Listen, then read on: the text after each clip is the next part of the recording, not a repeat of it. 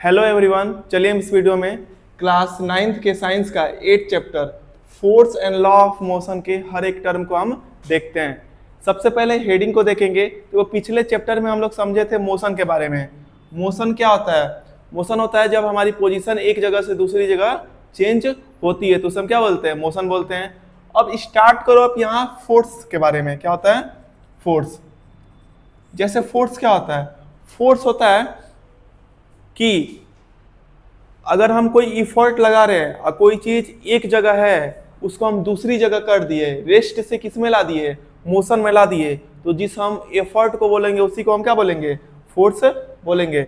जैसे देखिए एग्जांपल में हम दिखाते हैं, अगर कोई ऑब्जेक्ट है यहाँ पे और ऑब्जेक्ट पे हम इफर्ट लगा रहे हैं, कोशिश कर रहे हैं, धक्का दे रहे हैं आगे करने के लिए, और धक्का देने पे यहाँ पे आ जा रहा है। हाँ, तो इधर से हम एफर्ट कर रहे हैं और धक्का देने पे ये ऑब्जेक्ट यहां से इस पोजीशन पे आ जा रहा है। इतना प्लेस डिस्प्लेस कर रहा है ना, इतना जगह डिस्प्लेस कर रहा है, इसी को हम क्या बोलेंगे? फोर्स बोलेंगे। क्या बोलेंगे? फोर्स। फोर्स वह एफर्ट होता है जिससे कोई भी चीज एक जगह से दूसरी जगह जाती है। ये थोड़ा टिपिकल लग रहा होगा, सिंपल देखो। अगर हम किसी भी चीज को पुश करते हैं, धक्का देते हैं, या पुल करते हैं या खींचते हैं, इसी को हम क्या बोलते हैं? फोर्स बोलते हैं। क्या बोलते हैं? फोर्स। पुश और pull acting on any body, acting on any body is known as a force. Push और pull acting on any body is known as a force. Force की दो डेफिनेशन। एक देखो, अगर हम एफर्ट करेंगे तो एक चीज कोई चीज है वो एक जगह से दूसरी जगह जाएगी, तो जो एफर्ट लगाएंगे उसी को हम क्या बोलेंगे? फोर्स। क्या बोलेंगे? फोर्स। या फिर फोर्स होता है हम किसी भी चीज को पुश करते हैं, धक्का देते हैं, या पुल करते हैं, खींचते हैं, किसी भी ऑब्जेक्ट पे हम पुश या पुल करेंगे उसी को क्या बोलेंगे? फोर्स बोलेंगे। जैसे एग्जांपल की तरफ देख सकते हैं, आना आप यहाँ पे रचित। जैसे एग्जांपल में आप कैसे कर सकते हैं, ये लड़का है ना, जैसे मैं इसको अपने तरफ खींच रहा हूँ, पुल कर रहा हूँ ना, तो ये आपका क्या हो जाएगा? पुल करने पे यहाँ से यहाँ आया तो ये क्या हो जाएगा? फोर्स हो जाएगा। या फिर मैं इसको पीछे से धक्का दे रहा हूँ, पुश कर रहा हूँ ना, तो यही पुश और pull acting on any body is known as force होता है। क्वेश्चन में नेक्स्ट टॉपिक है इफेक्ट ऑफ फोर्स। फोर्स के वजह से क्या क्या चीजें हो सकती है। जैसे अगर हम फोर्स लगाएंगे, मैं इसको समझा रहा हूं बस ऐसे टर्मिनोलॉजी के हिसाब से, आप इसको बना के लिख सकते हो। पहली चीज, अगर हम फोर्स लगाएंगे तो कोई भी चीज अगर रेस्ट में है उसको हम किस में ला सकते हैं? मोशन में। किस में? मोशन में। कोई भी चीज अगर खड़ी है, स्थिर है, रेस्ट पोजीशन में है, तो फोर्स लगा के किस में ला सकते हैं? मोशन में। किस में? मोशन में। इसका उल्टा हो सकता है, अगर कोई चीज मोशन में है तो ऐसे धक्का दे के क्या कर सकते हैं? उसको रेस्ट में ला सकते हैं। किस में ला सकते हैं? रेस्ट में। जैसे कोई भी चीज रेस्ट में है तो किस में ला सकते हैं? मोशन में। और मोशन में है तो किस में ला सकते हैं? रेस्ट में। देखो फोर्स की वजह से क्या होता है, अगर मान लो कि क्रिकेटर है, सामने से बॉल आ रही है, तो बॉलर ऐसे बॉल फेंकता है, तो क्रिकेटर है बैट मार के उसकी डायरेक्शन चेंज कर देता है कि नहीं? हाँ, तो फोर्स के वजह से डायरेक्शन क्या हो सकता है? चेंज हो सकता है। क्या हो सकता है? Change. Direction change of object, किसी भी ऑब्जेक्ट का डायरेक्शन हम क्या कर सकते हैं? चेंज कर सकते हैं। बॉल का बेस्ट एग्जांपल हो, बॉल या फुटबॉल आ रहा है, कोई मार रहा है और उसमें बीच में मार के उसकी डायरेक्शन क्या कर सकते हो? चेंज कर सकते हैं। तीसरी चीज देखो, फोर्स से हम कोई भी चीज की स्पीड इंक्रीज या डिक्रीज कर सकते हैं। फोर्स से हम किसी भी ऑब्जेक्ट की स्पीड को क्या करेंगे? इंक्रीज या डिक्रीज। जैसे देखो एग्जांपल देखो, अगर बॉल ऐसे मूव कर रहा है, ऐसे मूव कर रहा है, अगर मान लो ये बॉल ऐसे मूव कर रहा है, बॉल ऐसे मूव कर रहा है और पीछे से ऐसे मैं पुश कर दूं, तो इसकी स्पीड क्या हो जाएगी? बढ़ जाएगी। बढ़ जाएगी कि नहीं बढ़ जाएगी? तो इंक्रीज हो गया। ऐसे बॉल ऐसे मूव कर रहा है और इसको हल्का सा ऐसे दाब दूं मैं, तो क्या हो जाएगी? इसकी इंक्रीज, इसकी स्पीड क्या हो जाएगी? डिक्रीज हो जाएगी। तो फोर्स की वजह से स्पीड क्या हो सकती है? इंक्रीज हो सकती है, डिक्रीज हो सकती है। डायरेक्शन चेंज हो सकता है। कोई भी चीज रेस्ट में है तो मोशन में आ जाएगा, मोशन में है तो किस में आ जाएगा? रेस्ट में। और देखो, जैसे कोई बॉल देखो, स्पंज वाला बॉल, जैसे ये नोट्स है, पीडीएफ है, तो फोर्स से मैं इसकी शेप को चेंज कर दे रहा हूं कि नहीं?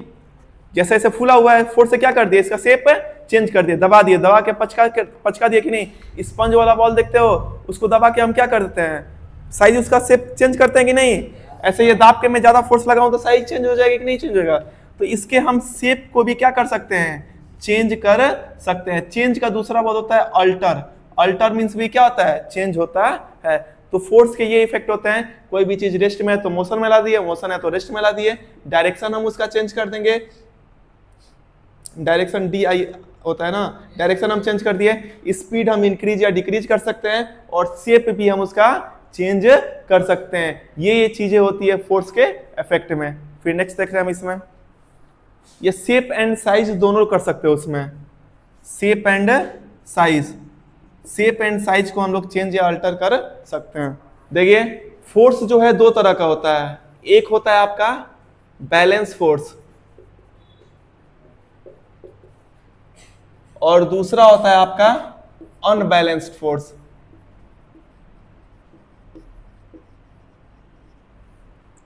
मतलब बैलेंस फोर्स और अनबैलेंस फोर्स का मतलब समझिए, अगर कोई ऑब्जेक्ट है और उस पे चारों तरफ से फोर्स लग रहा है, हर डायरेक्शन से फोर्स लग रहा है और उस पे कोई इफेक्ट नहीं कर पा रहा है, अगर रेस्ट में है तो रेस्ट ही में है, वो इफेक्ट कोई नहीं कर पा रहा है, उस तरह के फोर्स को हम क्या बोलेंगे? Balance force.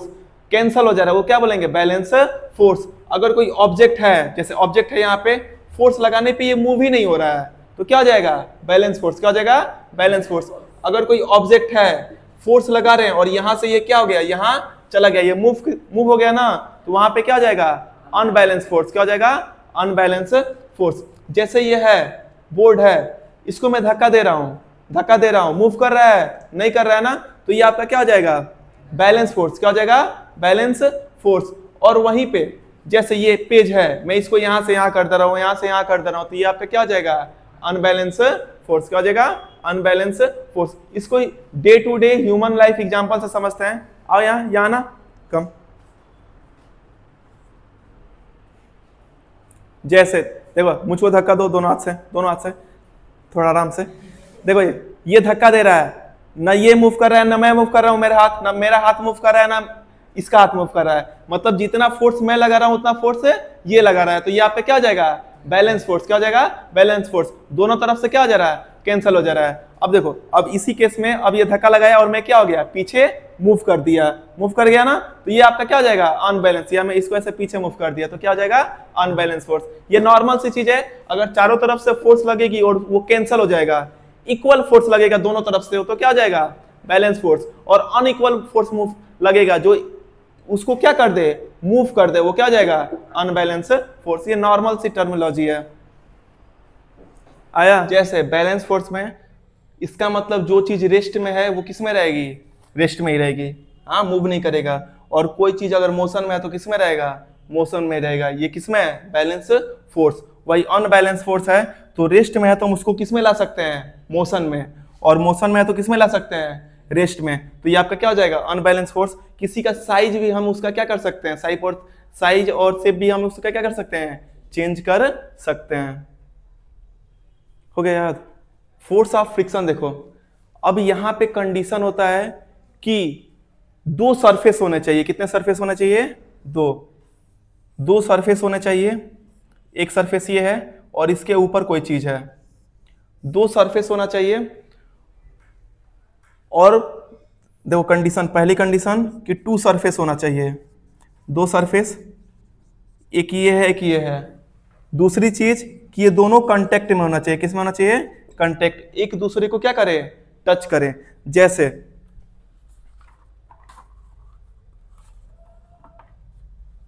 ये मेरा हाथ एक दूसरे को क्या कर रहा है? टच कर रहा है ना, और ये दोनों क्या है? सरफेस है।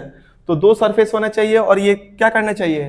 कांटेक्ट में होने चाहिए। फिर एक एक पे स्लाइड करेगा, एक पे फोर्स लगाएगा। जैसे देखो यहां पे है कि ये सरफेस है, इधर से ये क्या लग रहा है? हम यहां से क्या लगा रहे हैं? फोर्स लगा रहे हैं। क्या लगा रहे हैं? फोर्स लगा रहे हैं। हम इस पे फोर्स लगा रहे हैं और ये दूसरे सरफेस पे क्या है? टच है। तो जो नीचे वाला सरफेस है ना, इस पे अपोजिट डायरेक्शन में फोर्स लगाएगा। यहां से जो है ना, जो कांटेक्ट है, यहां से आपका अपोजिट डायरेक्शन में, इस डायरेक्शन में क्या लगेगा? फोर्स लगेगा। किधर लगेगा? अपोजिट डायरेक्शन में। कैसे? अपोजिट डायरेक्शन में, देखो फिगर से समझो, फिगर बड़ा बनाते हैं। जैसे कोई ऑब्जेक्ट है यहाँ पे, कोई सरफेस है यहाँ पे, प्लेन सरफेस है, इस पे कोई ऑब्जेक्ट हम यहाँ पे रख रहे हैं, इसको हम यहाँ से धक्का दे रहे हैं फोर्स लगा के, तो नीचे से जो है ना हम धक्का ऐसे दे रहे हैं, नीचे से आपका उल्टा डायरेक्शन में फोर्स लगेगा। कहाँ लगेगा? Opposite direction. अपोजिट डायरेक्शन में क्या लगेगा? फोर्स लगेगा। इसी अपोजिट डायरेक्शन के फोर्स को हम क्या बोलते हैं? फ्रिक्शन बोलते हैं। क्या बोलते हैं? फ्रिक्शन।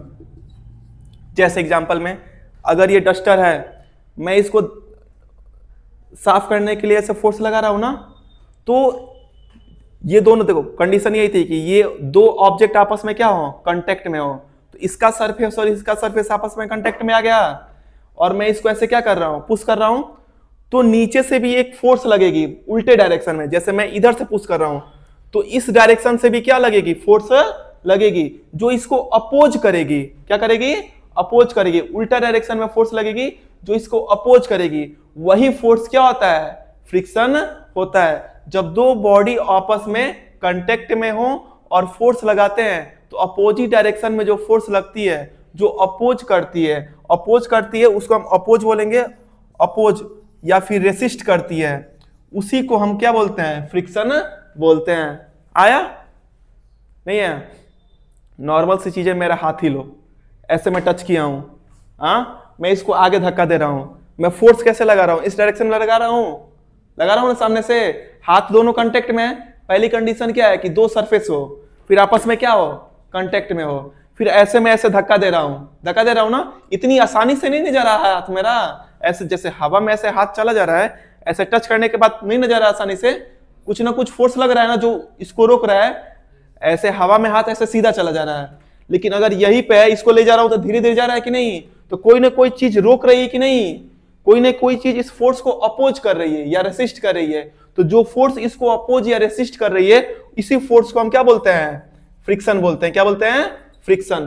फ्रिक्शन अपोजिट डायरेक्शन में लगने वाली क्या होती है? फोर्स होती है। आया समझ में? देखो इसको, ये आसान है।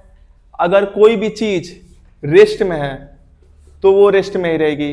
कोई भी चीज अगर मोशन में है तो वो मोशन में ही रहेगी, अनलेस कोई उस पे एक्सटर्नल फोर्स न लगे। एक्सटर्नल फोर्स न लगे, यही बस है न्यूटन का फर्स्ट लॉ। देखो, न्यूटन का फर्स्ट लॉ बोलता है कि अगर कोई भी चीज किसमें है? रेस्ट में, तो किसमें रहेगी? रेस्ट में। अगर मोशन में है तो किसमें रहेगी? मोशन में, अनलेस उस पे कोई एक्सटर्नल फोर्स ना लगे। इसके एग्जाम्पल बहुत सारे हैं, आप देख सकते हैं उसको। देखिए, हमारे पास तीन चीज है, ये ग्लास, ये पेपर और एक कॉइन, सिक्का है। चलिए हम इसके थ्रू न्यूटन के पहले नियम को प्रूफ करते हैं। ये ग्लास है, ग्लास के ऊपर हम पेपर को रखेंगे, पेपर के ऊपर हम इस कॉइन को रखेंगे, और जब हम इस पेपर को ऐसे क्लिक करेंगे तो ये जो कॉइन है ये ग्लास के अंदर आ गया।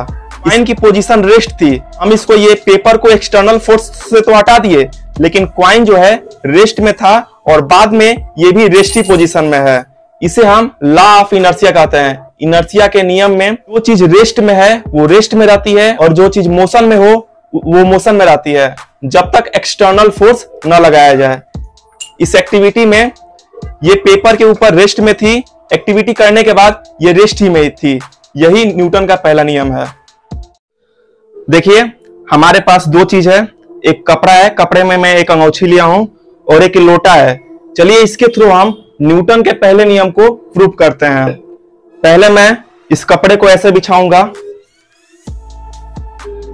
फिर इस पे ये लोटा रख के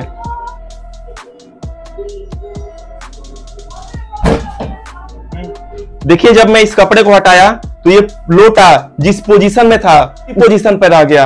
ये कपड़े के साथ मूव नहीं किया, ये रेस्ट में था और रेस्ट में ही रह गया। इसी को लॉ ऑफ इनर्शिया कहते हैं। मतलब जो चीज रेस्ट में है वो रेस्ट में रहेगी, और जो चीज मोशन में है वो मोशन में रहेगी, जब तक एक्सटर्नल फोर्स ना लगाया जाए। लोटा पहले भी रेस्ट में था, अब भी रेस्ट में है। यही न्यूटन का फर्स्ट लॉ है। लॉ ऑफ इनर्शिया को ही न्यूटन का पहला नियम बोलते हैं। आज न्यूटन के फर्स्ट रूल को प्रूफ कर रहा हूं विद द हेल्प ऑफ ये कैरम की गोटी है मेरे पास कुछ और ये स्केल है। मेरे पास ये कैरम की 8 गोटी है। अगर मैं इसको अरेंज करता हूं ऐसे, देखो अरेंज करने के बाद मैं इसे अगर ऐसे करता हूं और स्केल से अगर मैं इसको हिट करता हूं तो आप देखेंगे कि ये जो 8 गोटी थी इसमें से एक यहां निकल गई। मैं एक्सटर्नल फोर्स लगा के स्केल से इस गोटी को यहाँ पे कर दिया। न्यूटन का फर्स्ट लॉ यही बोलता है कि अगर कोई चीज रेस्ट में है तो रेस्ट में रहेगी, मोशन में है तो मोशन में रहेगी, अनलेस कोई एक्सटर्नल फोर्स ना लगाया जाए। आप देखें मैं इस स्केल के हेल्प से एक्सटर्नल फोर्स से इस गोटी को यहाँ पे हटा दिया और बाकी की जो गोटी है वो पहले भी रेस्ट में थी और अभी भी रेस्ट में उसी जगह पे है। यही न्यूटन का फर्स्ट लॉ बोलता है। मतलब कोई भी चीज रेस्ट में है तो रेस्ट में रहेगी, मोशन में है तो मोशन में रहेगी, अनलेस कोई एक्सटर्नल फोर्स ना लगाया जाए। न्यूटन के फर्स्ट लॉ को ही लॉ ऑफ इनर्शिया बोलते हैं। जैसे ये बोर्ड है ना रेस्ट पोजीशन में, किसमें? रेस्ट पोजीशन में। तो ये टंगा हुआ है रेस्ट पोजीशन में है तो ये किसमें ही रहेगा? रेस्ट में। किसमें? रेस्ट में। जब तक मैं इसको हिलाऊं, पेचकस से उसके स्क्रू को ना निकालूं तो बोर्ड किसमें रहेगा? रेस्ट में। किसमें? रेस्ट में। तो ये न्यूटन का क्या है? पहला नियम। अगर कोई चीज रेस्ट में है तो किसमें रहेगी? रेस्ट में। जैसे अर्थ है, सन है, सन के चारों तरफ अर्थ रिवॉल्व करता है ना। जैसे ये सन है, सन के चारों तरफ अर्थ क्या करता है? रिवॉल्व करता है। तो वो घूमता ही जाता है, घूमता ही जाता है। क्या करता है? घूमता ही जाता है। कोई उसको बीच में रोके ना। अर्थ क्या करता है? चारों तरफ रिवॉल्व करता है।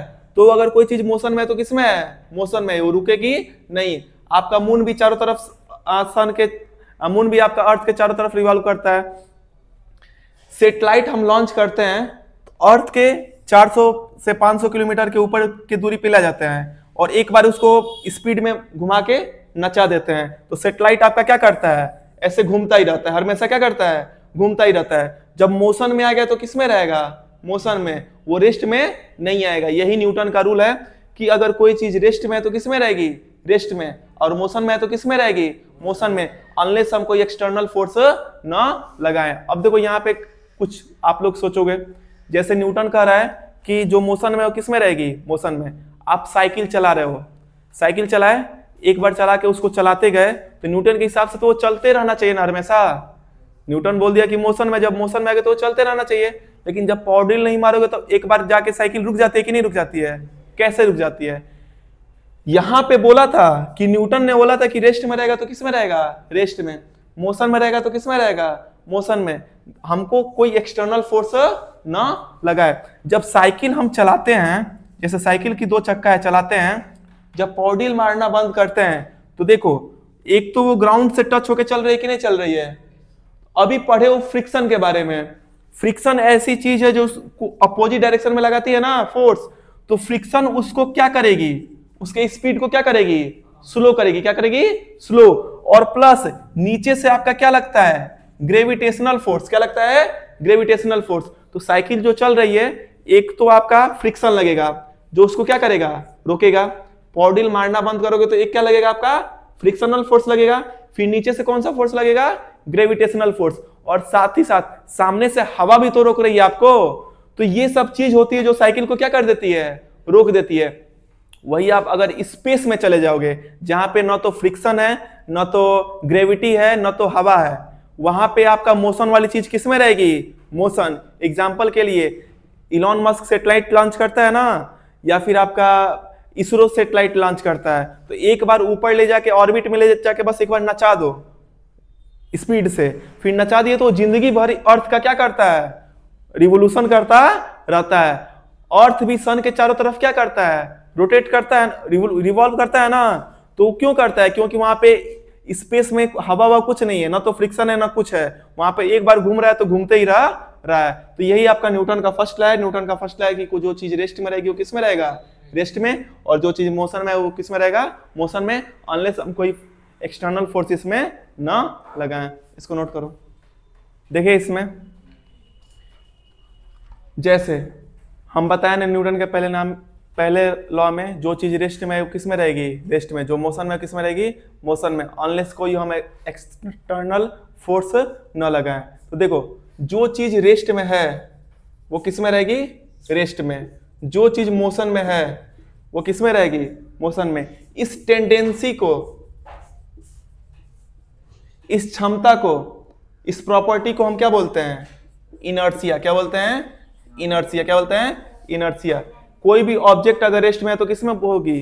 रेस्ट में। और कोई भी ऑब्जेक्ट अगर मोशन में है तो किस में होगी? मोशन में। इसी प्रॉपर्टी को हम क्या बोलते हैं? इनर्शिया। क्या बोलते हैं? इनर्शिया। या आप बोल सकते हो कि फर्स्ट लॉ ऑफ न्यूटन को हम क्या बोल सकते हैं?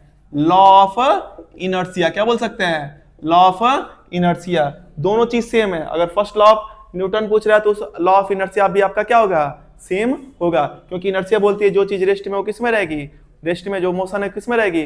मोशन में। इसी प्रॉपर्टी को क्या बोलते हैं? इनर्शिया। और यही प्रॉपर्टी क्या है? न्यूटन का पहला नियम है। इसके कुछ एग्जांपल देखो, जैसे इनर्शिया ऑफ रेस्ट होता है। इनर्शिया जो दो तरीके डिवाइड होता है, एक इनर्शिया ऑफ रेस्ट और इनर्शिया ऑफ मोशन। एग्जांपल में देखो, जैसे अगर आप बस में बैठे हो, गाड़ी अगर बंद है, अगर चालू होके स्टार्टिंग से चालू होती है तो आप देखोगे ना, जब चालू होती है तो आपकी पीठ कहाँ जाता है? ऐसे पीछे जाता है ना। हाँ, क्यों जाता है? जैसे आप बस में ऐसे बैठे हो, यहाँ पे मान लो आप बैठे हैं, यहाँ पे सीट पे बैठे हो, गाड़ी अगर ये रेस्ट में है, गाड़ी अगर अचानक से मोशन में आती है तो आपकी बॉडी किस में है? रेस्ट में। किस में है? रेस्ट में। जो बस है वो किस में आ गई? मोशन में। किस में? मोशन में। तो बस के साथ आपकी बॉडी क्या है? जुड़ी हुई है। तो आपकी बॉडी किस में आएगी? रेस्ट में है, तो ये किस में रहना चाहिए? रेस्ट में। किस में? रेस्ट में। और आपके पीठ कहाँ चला जाएगा? पीछे। कहाँ चला जाएगा? पीछे। तो ये आपका इनर्शिया की वजह से ही होता है। जैसे इसका एग्जांपल और एक देख सकते हो, जैसे गाड़ी चल रही है, बस चल रही है, जैसे बस चल रही है ऐसे, तो बस चल रही है तो बस के साथ आपकी बॉडी भी चलती है ना।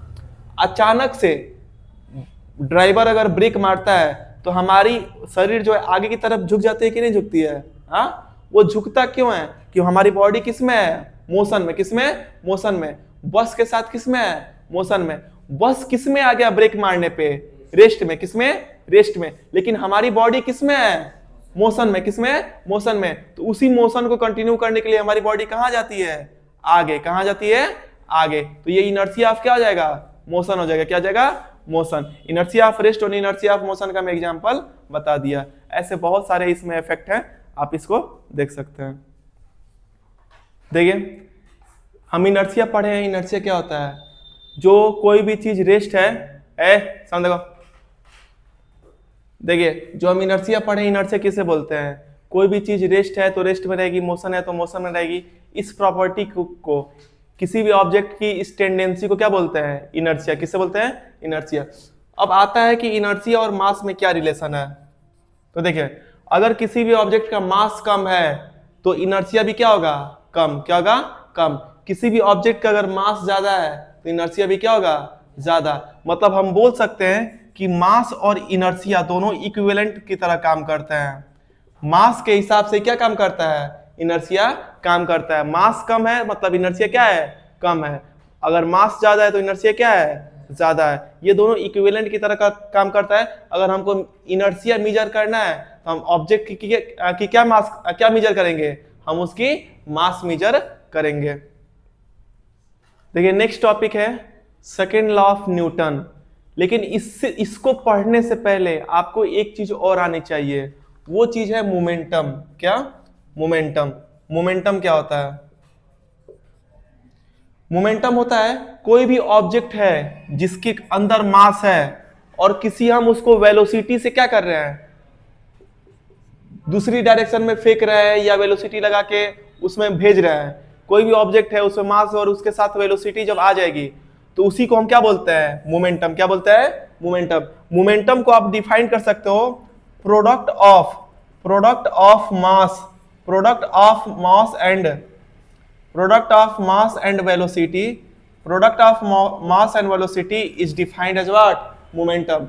Momentum is defined as product of mass and velocity. अब देखो, दो तरह के मोमेंटम होते हैं।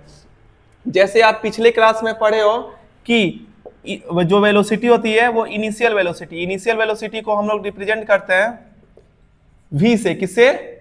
नहीं, सॉरी, u से। और फाइनल वेलोसिटी को किससे करते हैं? फाइनल वेलोसिटी को हम लोग v से करते हैं। किससे करते हैं? v से। तो ऐसे ही जब इनिशियल मोमेंटम होगा, इनिशियल मोमेंटम मतलब किसी भी मास को हम अगर वेलोसिटी के साथ भेजेंगे तो क्या हो जाएगा, mu, क्या हो जाएगा, mu। और फाइनल मोमेंटम होगा, फाइनल मोमेंटम, तो उसका फार्मूला क्या हो जाएगा, mb, क्या हो जाएगा, mb। सिंपल है, इनिशियल वेलोसिटी u है तो इसमें इनिशियल मोमेंटम mu हो जाएगा, फाइनल वेलोसिटी v है तो इनिशियल फाइनल वेलोसिटी क्या हो जाएगा, mb हो जाएगा। अब आता है आपका न्यूटन का सेकेंड लॉ। क्या आता है, न्यूटन का सेकेंड लॉ। न्यूटन का सेकेंड लॉ बोलता है कि, देखो स्टेटमेंट देखो इसका, न्यूटन सेकेंड लॉ बोलता है rate of change of momentum, मैं शॉर्टकट में बता रहा हूं, rate of change of momentum, rate of change of momentum is directly proportional, directly proportional to applied force. Applied unbalance force बोल सकते हो या फोर्स बोलो, अप्लाइड अनबैलेंस फोर्स। देखिए स्टेटमेंट क्या है, जो मोमेंटम में चेंज होगा उसके रेट मतलब टाइम से डिवाइड कर देंगे। जो मोमेंटम में क्या होगा, चेंज होगा, उसका जो रेट होगा वो डायरेक्टली प्रोपोर्शनल किसके होगा, फोर्स के। किसके, फोर्स के। मतलब आप सिंपल इसको बोल सकते हैं कि यहां पे देखो, सिंपल हम बोल सकते हैं यहां पे कि जो फोर्स है,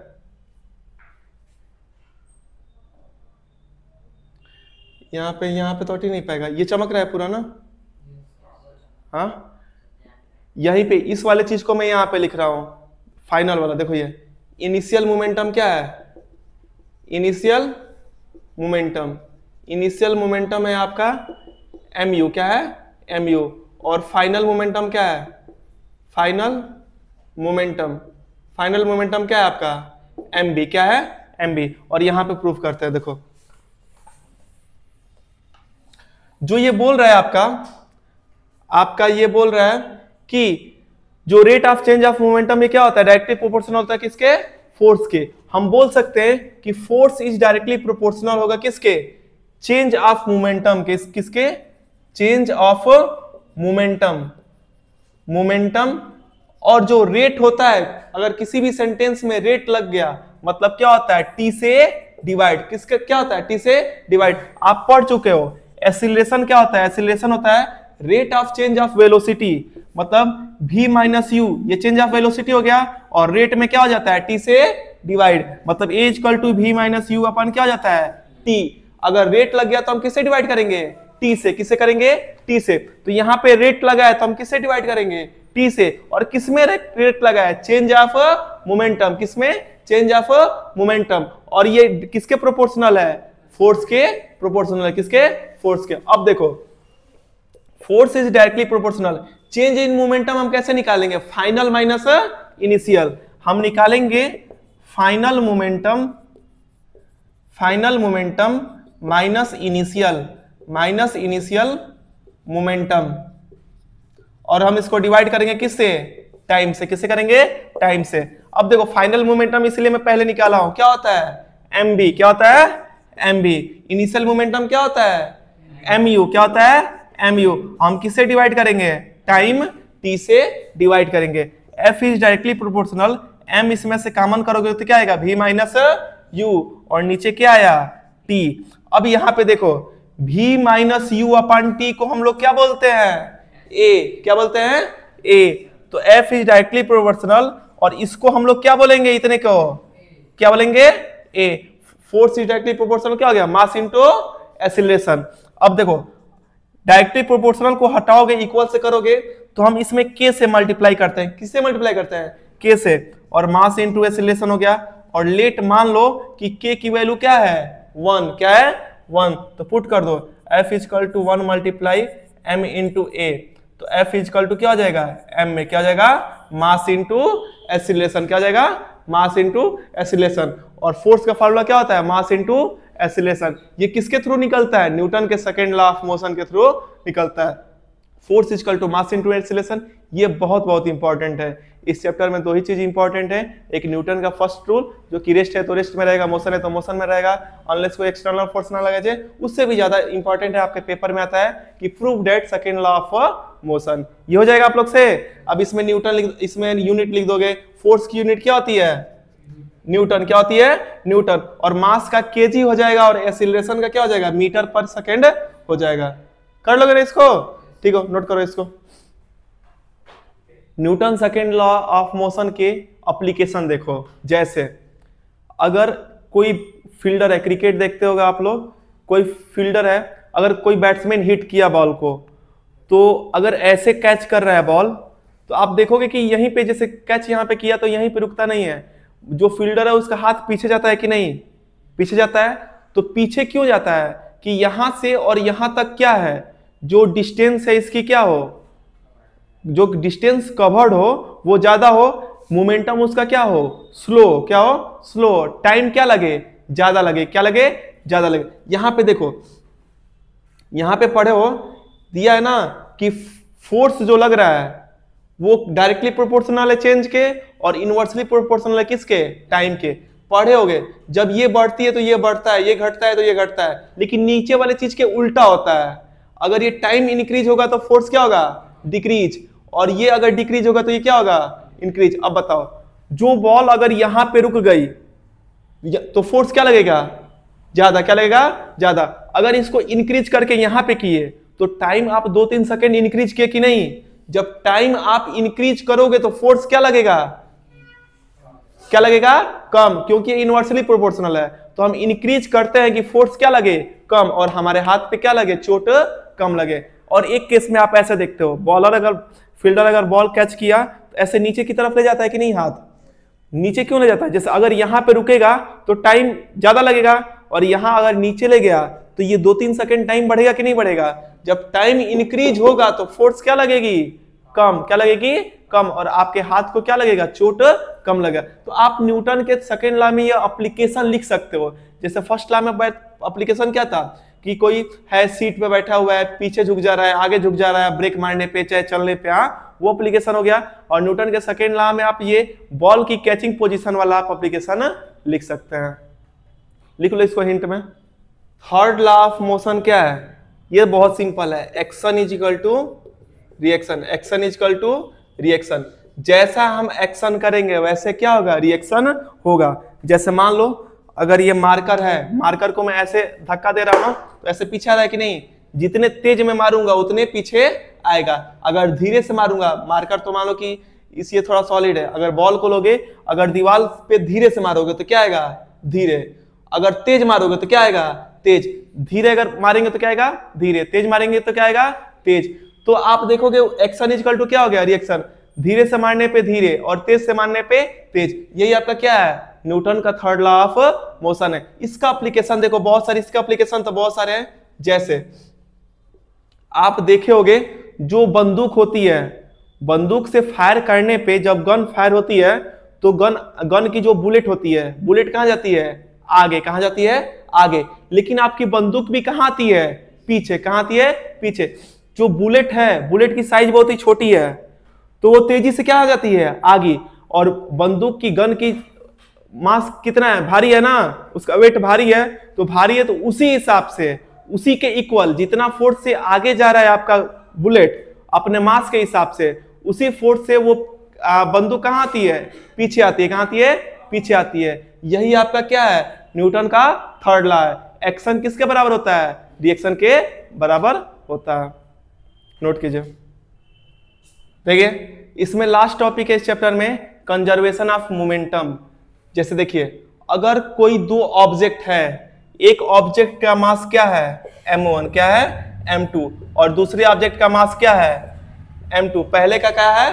m1 और दूसरे का क्या है? m2। अगर हम दोनों को लड़ाएंगे, मान लो कि m1 को लड़ा दिए और m2 को क्या कर दिया? आपस में लड़ा दिए। इसको हम लड़ाए विथ वेलोसिटी u1, किससे? u1 से, और इसको लड़ा दिए विथ वेलोसिटी u2, किससे? u2 से। अगर मान लो कि ये एक मास क्या है? m1। क्या है? m1, ये क्या है मास m2। अगर हम दोनों को लड़ा दिए ऐसे लड़ा है, इसकी वेलोसिटी u1, इसकी वेलोसिटी u2, और ऐसे लड़ा दिए ऐसे लड़ा है ना। तो आप देखो ये दो डायरेक्शन में चले गए, जो ये वाला है इस डायरेक्शन में आ जाएगा थोड़ा सा, मान लो निकल के इधर आ गया, इस साइड चला गया, m1 वाला मास इधर चला गया और m2 वाला मास कहां चला गया, इधर चला गया।